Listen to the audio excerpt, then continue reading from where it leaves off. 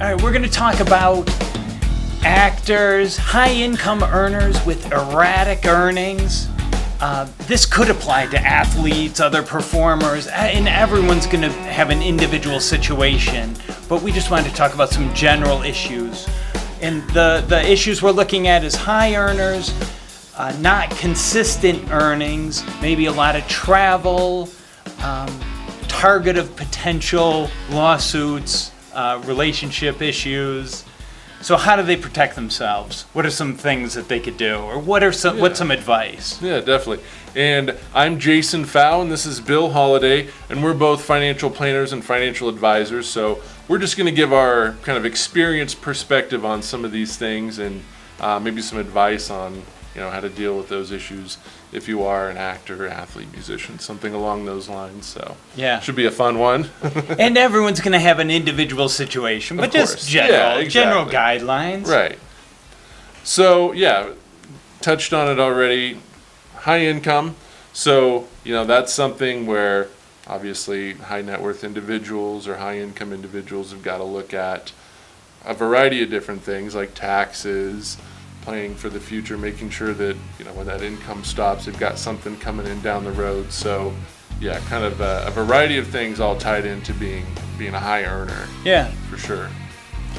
So I guess one thing is having a plan. So everyone's career is going to be different. Maybe it's predictable what your future earnings are.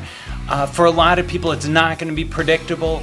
So don't necessarily spend based on current earnings. If suddenly you came into a good situation, great, it may not last. Or it may be that it's a pretty defined, shorter career with this higher earnings. So spend with a long term in mind. And the big issue with this is just don't commit to big payments. Mm-hmm. So mortgage and car are the first things that come to mind.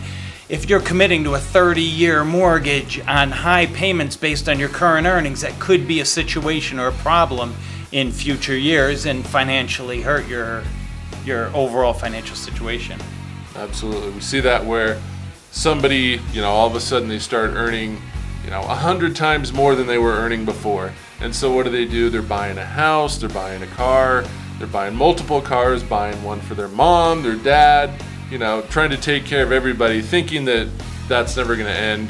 And you got to have a plan in place because at some point it probably will. So, and then just kind of the fact that in those types of situations, income is usually erratic. You might have 1 year where it's, 10 times what it was the previous year and then back down, back up. So, you really don't know what the trajectory of that career is going to be like. So kind of having plans in place to help stabilize that as far as the spending goes. Yeah, and even with housing, I was thinking one piece is committing to that mortgage, but it's also lawn maintenance, pool maintenance, HOA fees, utilities on a large house. If you're not sure what your earnings are in 5 years, you don't want to commit to too much of an expense there. That's autos and transportation and housing are your big expenses. So just be careful on those fronts. Yeah, definitely. Something else is traveling a lot. So it's kind of counterintuitive, but usually the more you travel, the higher your housing costs are going to be because you're going to have somebody maintaining that property when you're not there. So, it might be hiring out, a property manager, might be having more staff there just to make sure everything's running when you're not home. Security. Especially if you're talking about, a large property. Yeah. So that's something to consider as well. Yeah. I think another issue is keep a prudent reserve. So you don't want to be in a bind where you're needing to borrow money that's not collateralized, like credit cards, at high interest that can spiral into a problem. So keep a reserve. I guess this goes for any self-employed person, well, anyone in general, but if you're self-employed without steady income, you want to have a pretty good reserve, and we generally recommend 3 to 6 months, but self-employed, generally leaning towards the higher end of that. A reserve that's secure, it's liquid, very available, that towards the 6 months of expenses end. Yeah, for sure.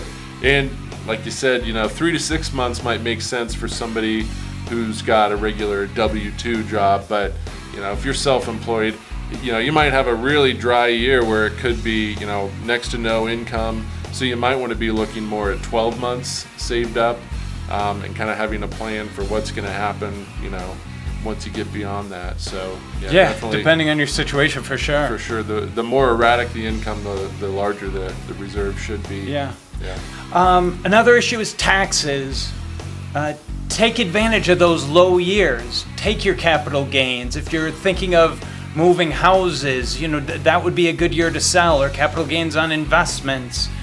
And in the high income years, be careful. Think of 1035 exchange, where you're not selling for the capital gains, you're trading property, keeping that cost basis, but trading, or some way of, or think of contributions to retirement plans, ways to shield the money from taxes in the high income years. And then, in addition to that, estate planning. So taxes and estate planning often go hand in hand. But typically, for high net worth individuals, they feel certain expectations there for leaving a legacy with the income that they've earned throughout their lifetime. So there can be more complexities with that, as far as, giving to organizations and making sure that, you can actually maximize, based on taxes, the gifts that you're giving, and also kind of having a plan for family members, friends, exactly, kind of how you want it set up. Yeah. So really, there can be more complex issues. Yeah. I think the estate plan is just describing what your goals are, what your desires are.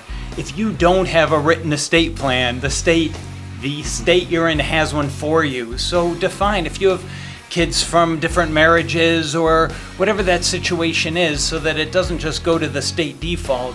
Define it so that it gets carefully taken care of. I mean, Hollywood gets a bunch of crazy estate plan situations that, Sure, if right. they had documents, living wills, powers of attorney, beneficiaries, personal reps, that could all be avoided if their intentions were known ahead of time. I guess another one, just being self-employed, is insurance.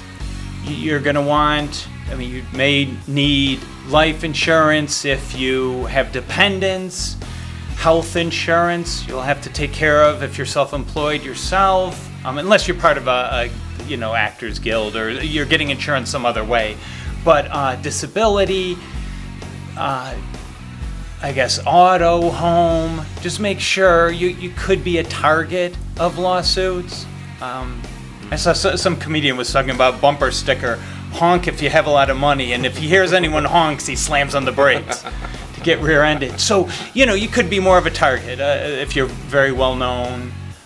Starting fights in bars. I know people pick on Sure. someone who's famous, Right. just hoping to win a lawsuit. So just make sure you're covered for liability. Absolutely. And then health insurance. So, that can be one of the costlier insurances.